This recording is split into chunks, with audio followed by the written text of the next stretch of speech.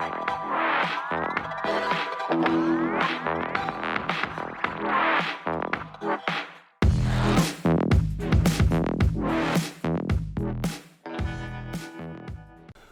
we're about halfway through the year.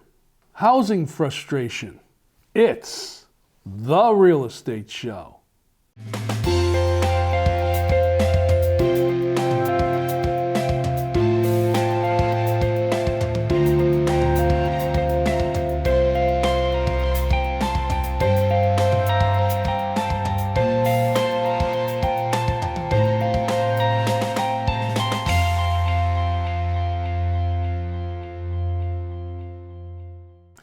Welcome to the Real Estate Show. My name is Rick Naples. I am the owner-broker of Zone Realty LLC. You zone your home. Housing frustration. We've all been watching the markets. It's getting tougher and tougher, it seems, not only to find a home, but also to purchase a home. And for those folks lucky enough to find a home they wish to purchase, there's a bidding war because the inventories are so low. I've heard all kinds of stories over my time about how houses have gone for several $1,000s over asking price. It's a little bit crazy out there. So unless you're prepared really to get into a bidding war, you have all your things in a row to be able to have your finances straight where you can do that, you're pretty much squeezed out of the market. Now, is that to say that you could never buy a house? Well, the possibilities are that you can. There are some ways to be able to do it, but it does take a lot of planning. Now, we've seen the market go pretty much out of control. Housing, as I said, is very, very low. The inventories are low. Those few houses that have come on the market are very sought after. You get a lot of buyers all wanting to buy the same home. Mortgage rates, although they have increased, have not really slowed down the interest for buying a home. I mean, the bottom line simply is when you need to buy a house, you're going to buy a house. Usually a life change or a situation change or something happens that motivates you to be able to want to get into the housing market. And the old saying is, if there's a will, there's a way. You're going to figure out how to do it.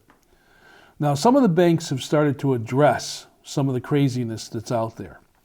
There are some limitations.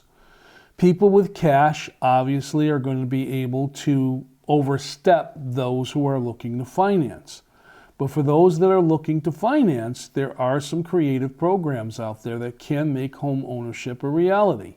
You just got to be careful with those programs to make sure you're not getting locked into any kind of situation that may become unaffordable for you in the future. Now, I've said many times here on the Real Estate Show, I'm a real estate broker. I am not a mortgage officer. So you need to talk to a mortgage officer, someone who's an expert in mortgages that can go over the different programs with you and help you decide what might be the best program for you to go to try and make your home purchase a reality. Now, I said on the last real estate show, I myself decided to take the plunge and buy a house. As everybody knows, if you're a self-employed individual, it's pretty hard trying to get a loan. The banks are pretty fussy. They're all set up to work on standard salaries, weekly paycheck, bi-weekly paychecks, so on and so forth. So when you're an independent contractor and you're self-employed, you don't really have an income that's consistent. You do make a living, obviously, but you don't have that consistent enough income. So the banks get a little bit nervous about that. I was able to put together a loan because I looked for a home that was not something that everyone else was looking for. In other words, I bought a foreclosure home, but I bought a specific type of foreclosure home. I bought what was called a HUD property. This is a property that, for all sakes and purposes, pretty much the bank has decided not to sell, and they've sold it back to HUD. HUD then had the house and held it in their inventory, actually for a couple of years before they decided to put it on the market. And by the time they put it on the market, well, the house was pretty much run down and needed a lot of work. So a lot of folks, even though the price was appealing, went and looked at the house and basically did their, roll their eyes, saying that the house just needs way too much work. This particular house, again, as I mentioned on the previous show, was very out of date. It was built in 1950s. It had glass circuits, the screw-in type circuit things in the circuit breakers, which the insurance companies really won't touch anymore. That needed to be updated. Had a furnace that's, 40 years old that hadn't been serviced in a while. It was kind of a gamble, but the house was structurally sound, had a relatively newer roof, wasn't sagging anywhere, didn't have any rot, and the inspection showed that there was no bug infestations, there was no water damage, things along those lines. So I thought I'd risk it. The challenge is that I could not prove enough income to give me the size of mortgage I would have liked to have gotten on the house to give me that flexibility of being able to do some of the repairs that I wanted to do. So we got creative and we did what's called a rehab loan. Now, rehab loans are very challenging. There's some extra steps you have to go through in order to qualify for one of those. But they're designed in such a way to help a buyer, especially a first-time buyer, buy a home that needs a lot of work. Now, let me just explain a lot of work. I mean, you can't buy a house that's, basically condemned and expect to get a rehab loan and redo the house. That's not specifically what it's designed for. That's more of what they call a reconstruction loan. But again, talk to a mortgage officer. In this case, this was a situation where I was able to get the mortgage I needed on the house to buy it, but also factor in some funds to be able to do some of the immediate updates that needed to be done on the house, like that electrical box that I just mentioned. So all in all, it was a challenge. I've actually owned the house now for about a half a year, and I'm still doing a lot of work, and I haven't even touched the outside just yet. So you need to put yourself in the frame of mind if you're going to go that route, but it is a possibility, especially if you're in need of purchasing a home and you just can't get the finances together in order to buy cash. This is a way of financing a home and being able to move forward. One of the other things that I always talk about here on the Real Estate Show that you need to do is when you're getting prepared to purchase a home, make sure you put everything in order. You want to make sure that you have everything up to date and even check things to make sure you're not missing anything. It's surprising to me how many times people will forget about maybe an old debt that they had years ago that they never paid off. It went into collections, they didn't pay attention to it, and eventually they stopped the efforts of collecting on the loan or whatever it was, a credit card. And then years later, you go to buy a house and the bank digs it up. And now it's in the way of getting a mortgage. Other little things, that could be out there that might block your path to a mortgage that you need to kind of be aware of. All the debts that you have. Credit card debts, loans, anything that you've done short term. If you're a student and you've taken out a lot of student loans, those also you need to look at. And you need to have all the details about those loans to be able to talk to a mortgage officer about them. Because they're going to look at what your steady income is compared to what your debt is.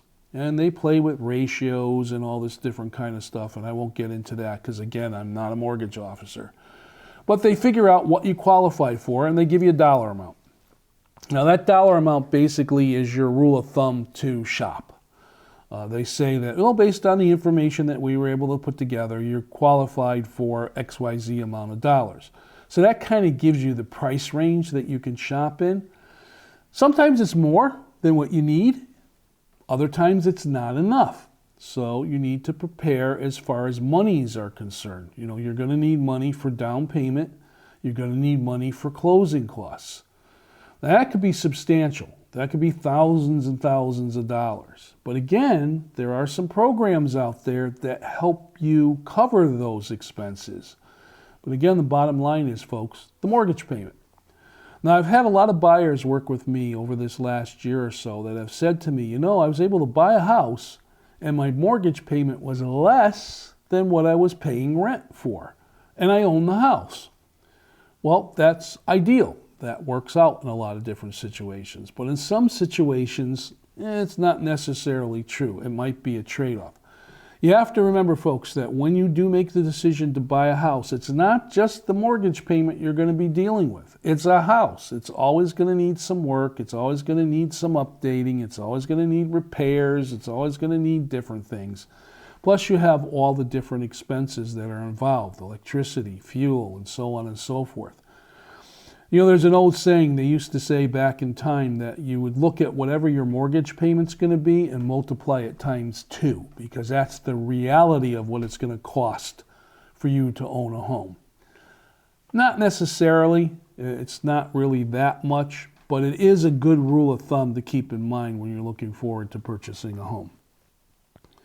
Now let's talk about the housing market. The housing market has been tight. It's been a challenge. There's been just a few houses out there. We're seeing some more homes come on the market for sale because we are in that spring-summer sale season. But the houses that are coming in the market are not really in the price range of your average first-time buyer. They might be in the upper price range. We're also seeing a slowdown as far as condo sales are concerned. You know, a lot of people want to sell their homes and go to a condo because they want to have more ease of living. They don't want to have a yard to take care of and so on and so forth. So condos are also in a tight market. But are there houses out there to pick from? Well, yes, there are. You just need to keep your mind open as to what the selections are, look at the inventories, and kind of create that, I guess you call it the mind's eye. Be able to look through all the mess, be able to look through all the dated stuff, and kind of see the way the house could be if you can get the monies together and be creative enough to make the house your own. Let's take a look at this, and I'll be back in just a moment to talk about the housing market some more.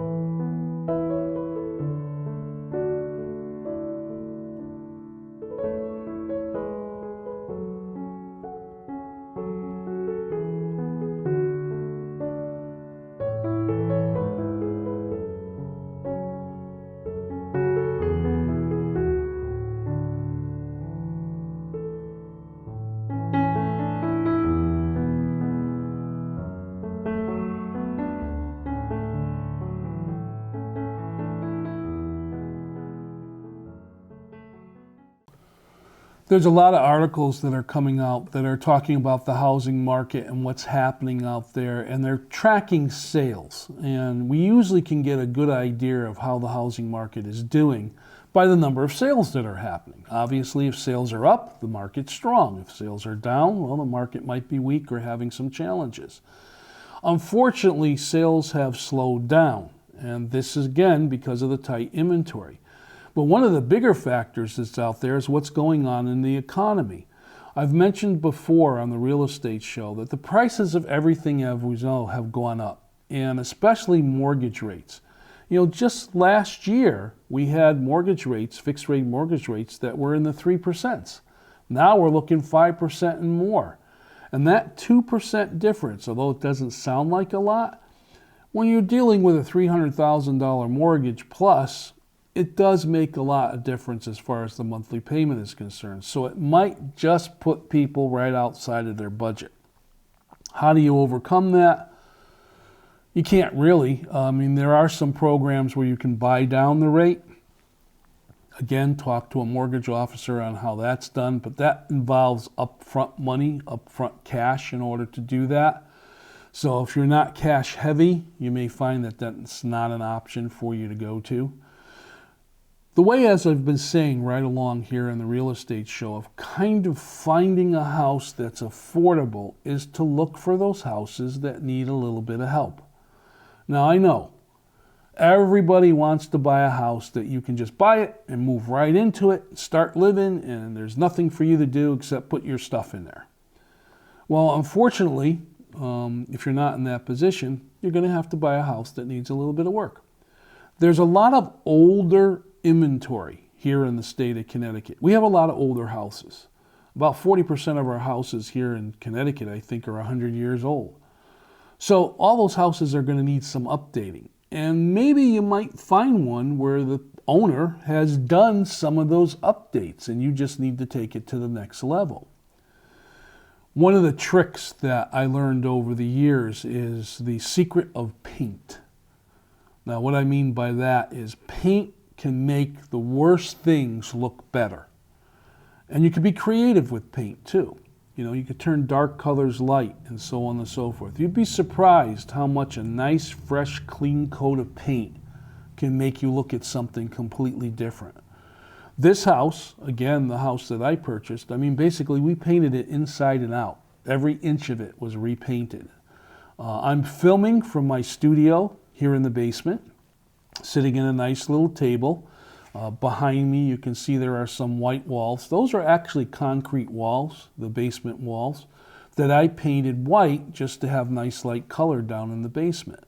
We'll eventually be putting a family and a game room down here and some other things that we're going to be doing that we can enjoy because it's found space.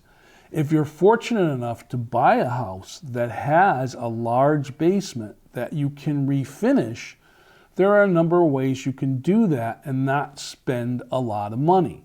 But it depends on what your needs are going to be. I mean, if you're going to, finish a basement because you're putting bedrooms down there and a bathroom and so on and so forth, that's a lot different than if you're just looking to clean it up so that you could use it as an area for just hanging out, watching TV, putting the pool table in, and so on and so forth. So again, you have to weigh that.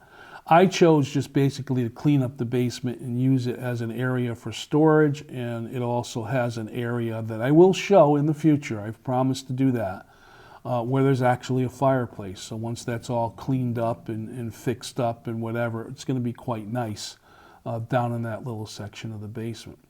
But again, you need to keep your mind open because you need to find houses that you can do some work on and to see whether or not you can make that house your own. Now, one of the things that I found very helpful, and I do advise a lot of folks to do, is when you're getting ready to purchase a home, especially an older home, before you even start going to look at anything, go to your home improvement store. There are plenty of them around. And kind of walk around and look at things. Get an idea of what the cost of certain items are. The last time I rehabbed a home, quite honestly, folks, was a good 25 years ago, maybe longer. So I was quite shocked when I walked around one of the local home improvement stores and looked at stuff that I remember buying, and now it's 3, 4, 5 times the expense. So you kind of have to factor all those things in, and that sometimes helps you kind of get creative with your decisions as far as what you're going to do. Like for instance, I used to buy a can of paint, and it was $8, $9. I'm dating myself now.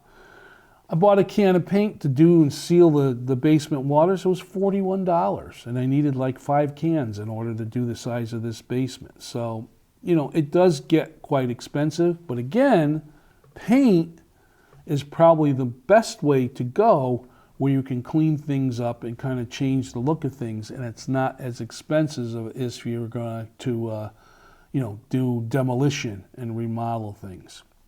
Let's take a look at this quick presentation, and I'll be back to talk at the closing of the show.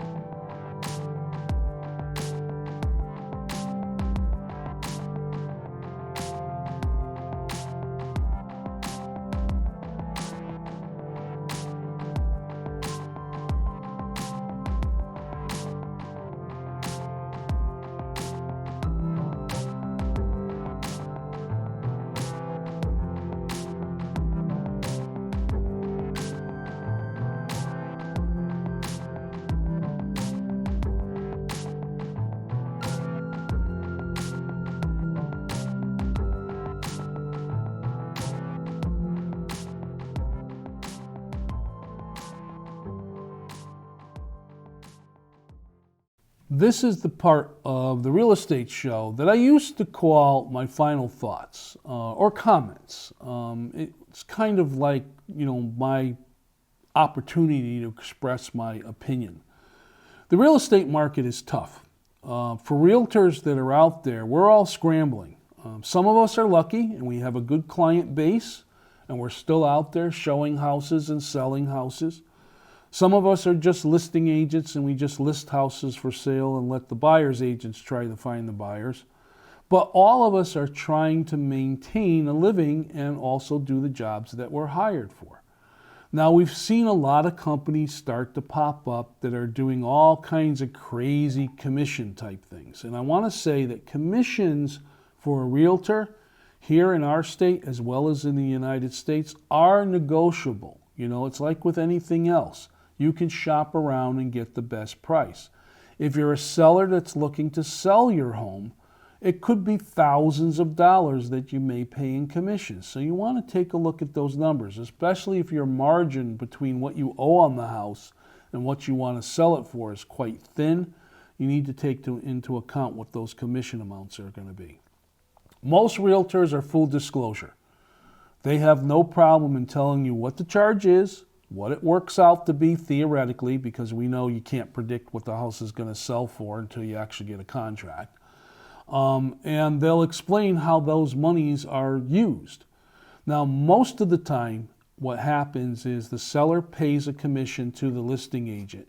The listing agency will then take that commission and split it some way with the buyer's agency that's brought in the ready, willing, and able buyer.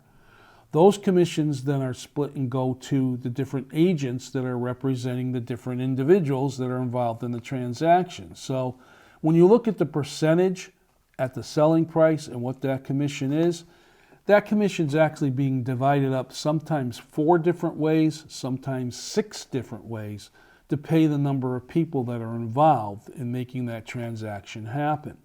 So you need to keep that in mind. There are some cut rate companies out there that say they do commissions for very, very low amounts. Well, again, buyer beware. Make sure you do your due diligence and you understand what that is and what it actually gets you as far as the service level is concerned. So, my name is Rick Naples. This has been the Real Estate Show. As always, I thank you for tuning in, and I'll see you next time.